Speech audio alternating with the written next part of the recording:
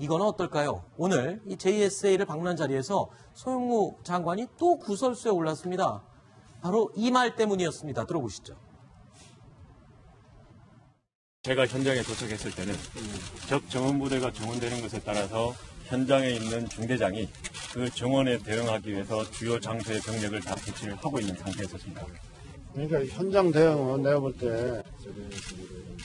왜 이렇게 16분이나 늦고 이렇게 하는 거, QRF도 일찍 배치했고, TOD도 안 보이는 사각지대를 TOD가 찾아서 낸 것도 아주 적절하게 잘 배치가 된 거라고.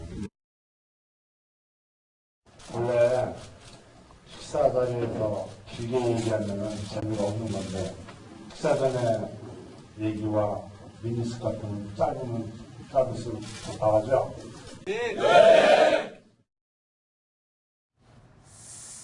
자, 앞부분은 좋았습니다.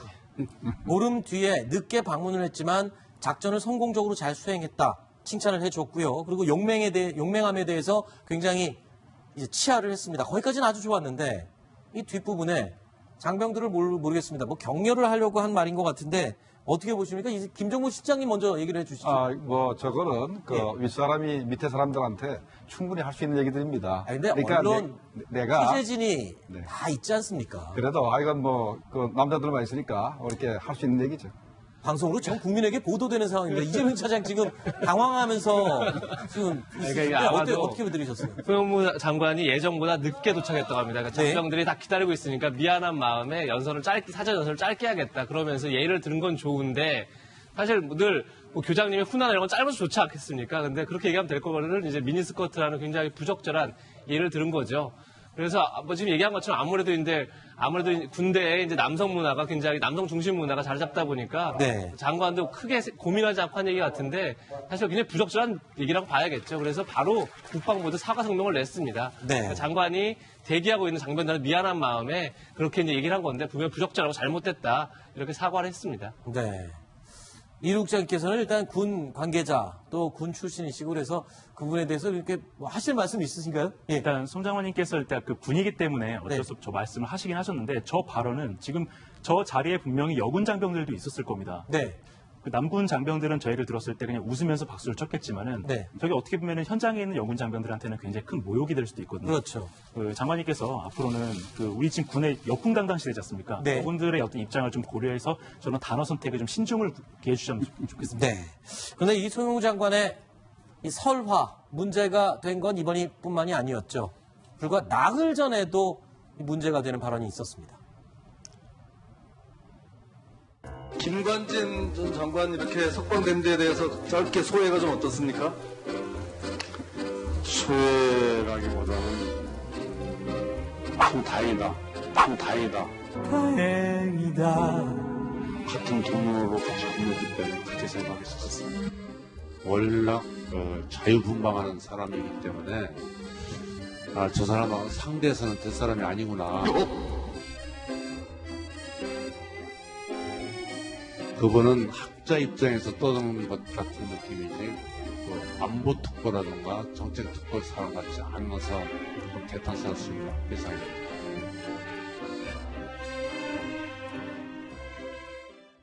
이 대북 대화를 놓고 말이 많았던 지난 9월에 또 이 문정인 특보와 관련된 발언 때문에 청와대에서 엄중 경고까지 받았잖아요. 근데 장관 체면이 그러면 이렇게 되면 많이 좀 상하는 거 아닙니까?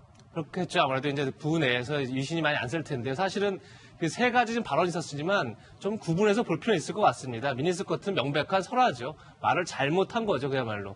하지만 이제 김관희 장관이 다행이다. 이건 어떻게 보면 여야의 논쟁 속에 잘못 들어가서 오히려 이렇게 좀 역공을 받은 측면이 있는 거죠. 그러니까 본인이 얘기한 것처럼 같이 오랫동안 모셨던 상사로서 어쨌든 좀 인간적으로 다행이다 얘기할 수 있는 거였는데 그 부분은 좀 또 다른 측면이 있는 것 같고요. 이 문정인 특보를 놓고 한 논쟁은 또 다른 측면이 있는 것 같습니다. 저건 굉장히 문정인 특보가 당시에 어쨌든 굉장히 그러니까 그 한미동맹 중요한 상황에서 한미동맹을 파기하더라도 어쨌든 북한과 대화해야 한다 이런 얘기를 많이 했기 때문에 사실 그런 국면에서는 국방부 그러니까 어쨌든 군 통수권자로서 군대를 책임지고 있는 장관으로서는 선을 그을 필요 있었다고 생각합니다. 다만 발언이 약간 지나친 측면이 있었죠. 약간 설화라고 좀 세 가지를 묶어놨지만 조금씩 경우는 다르지 않았나 이렇게 판단이 됩니다. 네. 자, 송영무 장관이요. 문재인 대통령이 두 번째 대선을 함께 했어요. 그리고 많은 반대에도 불구하고 임명이 강행됐던 장관 3명 중에 한 명입니다. 맞죠? 그렇죠? 네, 그렇죠. 그런데 그럼에도 불구하고 이렇게 청와대하고 목소리가 자꾸 다른 이유는 도대체 뭔가요? 저는 그게 제일 궁금합니다. 청와대하고 다르다기보다는 네. 문정인 특보하고 좀 달랐다고 보시긴 맞을 것 같습니다. 그런가요? 그 문재인 특보와의 달랐던 점은 유명하게 있지만 다른 말들, 이 전술핵 재배치 검토도 사실 먼저 하고 나중에 문제가 되니까 검토 안 한다고 얘기했죠. 근데 그걸 잘 보시면 네. 우리 송 장관이 전술핵 재배치도 검토할 수 있다는 얘기를 했던 거는 네.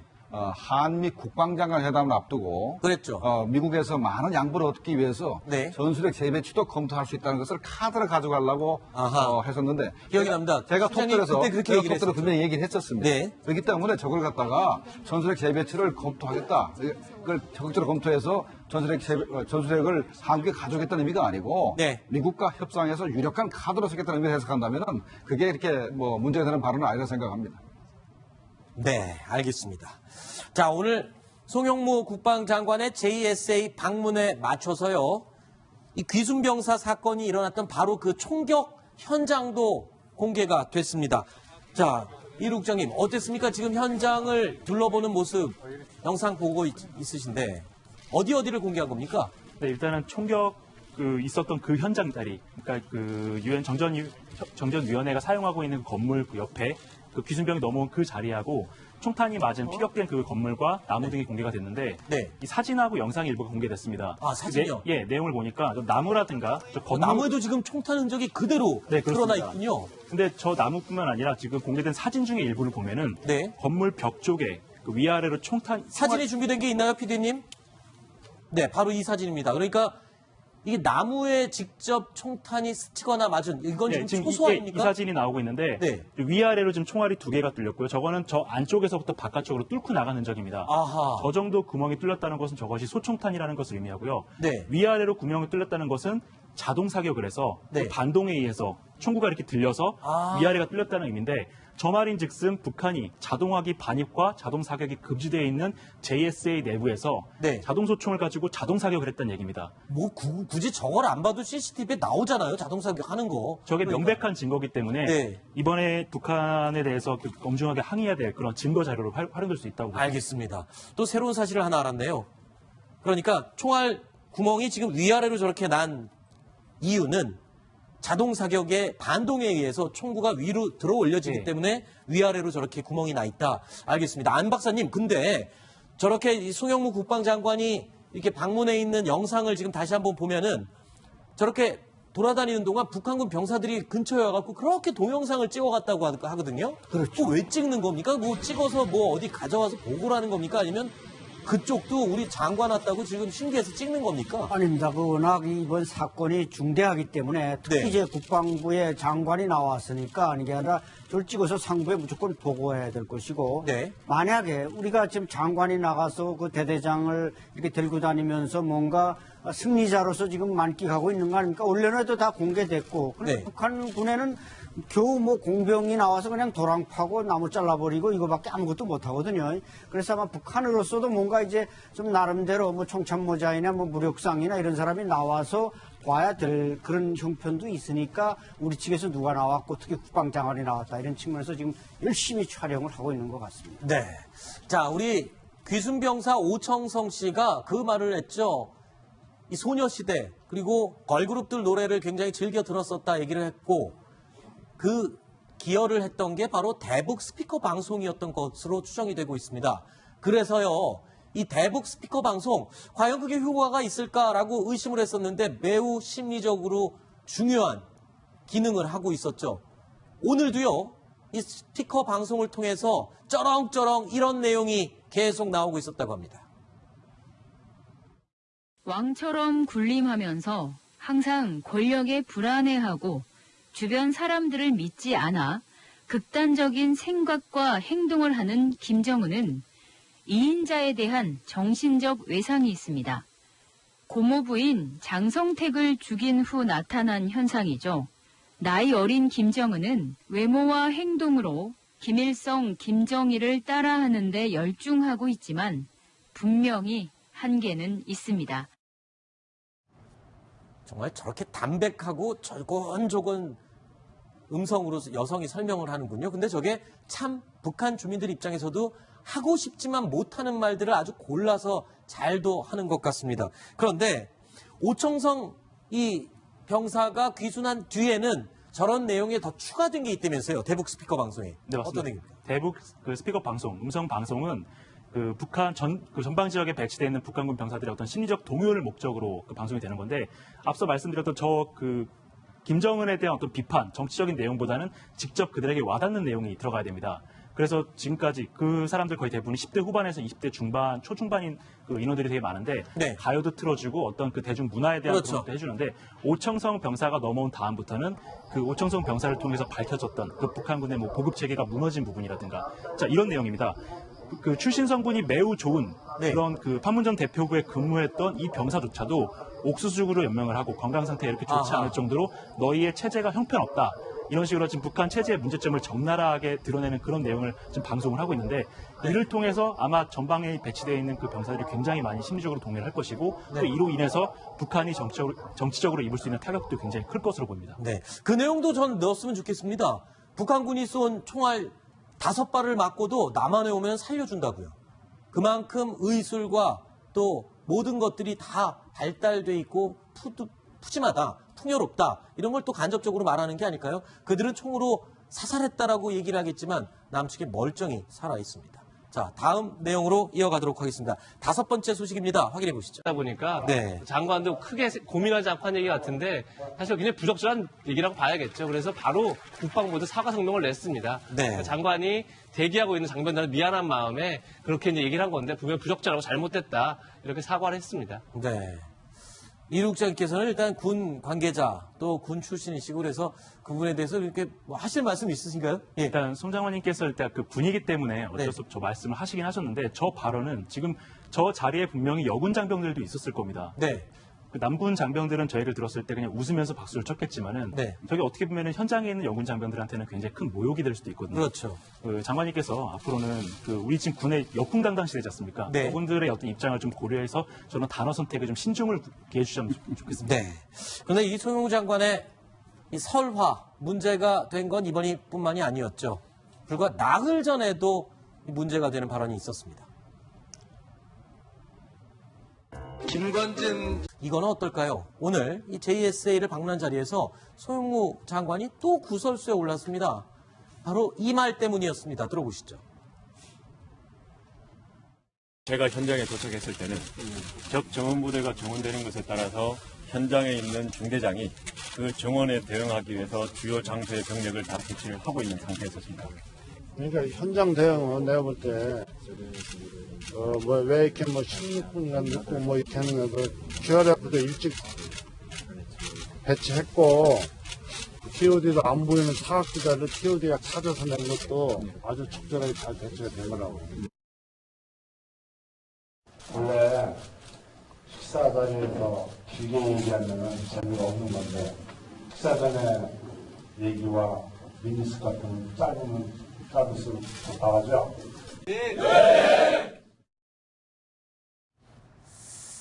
자, 앞부분은 좋았습니다. 보름 뒤에 늦게 방문을 했지만 작전을 성공적으로 잘 수행했다. 칭찬을 해줬고요. 그리고 용맹함에 대해서 굉장히 이제 치하를 했습니다. 거기까지는 아주 좋았는데 이 뒷부분에 장병들을 모르겠습니다. 뭐 격려를 하려고 한 말인 것 같은데 어떻게 보십니까? 이제 김정무 실장님 먼저 얘기를 해주시죠. 저거는 예. 윗사람이 밑에 사람들한테 충분히 할 수 있는 얘기들입니다. 근데 언론 내가 취재진이 네. 다 있지 않습니까? 그래도 이건 그 남자들만 있으니까 이렇게 할 수 있는 얘기죠.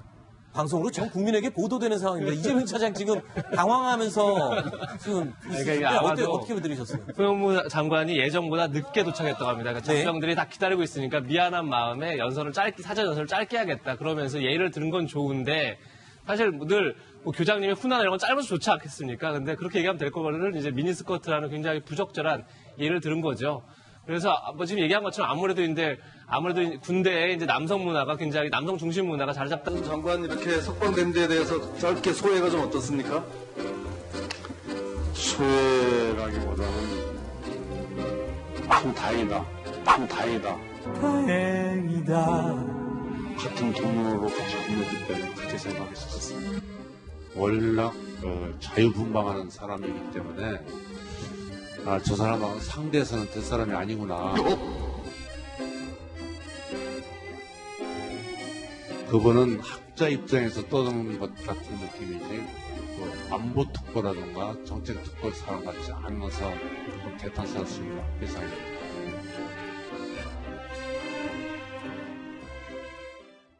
이 대북 대화를 놓고 말이 많았던 지난 9월에 또 이 문정인 특보와 관련된 발언 때문에 청와대에서 엄중 경고까지 받았잖아요. 근데 장관 체면이 그러면 이렇게 되면 많이 좀 상하는 거 아닙니까?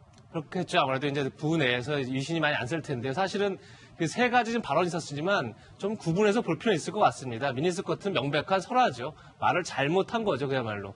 하지만 이제 김관희 장관이 다행이다. 이건 어떻게 보면 여야의 논쟁 속에 잘못 들어가서 오히려 이렇게 좀 역공을 받은 측면이 있는 거죠. 그러니까 본인이 얘기한 것처럼 같이 오랫동안 모셨던 상사로서 어쨌든 좀 인간적으로 다행이다 얘기할 수 있는 거였는데 그 부분은 좀 또 다른 측면이 있는 것 같고요.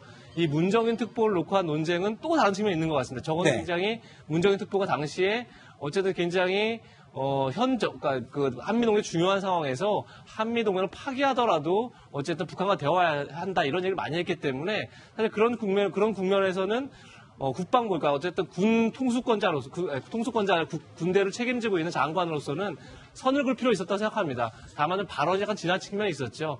약간 설화라고 좀 세 가지를 묶어놨지만 조금씩 경우는 다르지 않았나 이렇게 판단이 됩니다. 네. 자, 송영무 장관이요.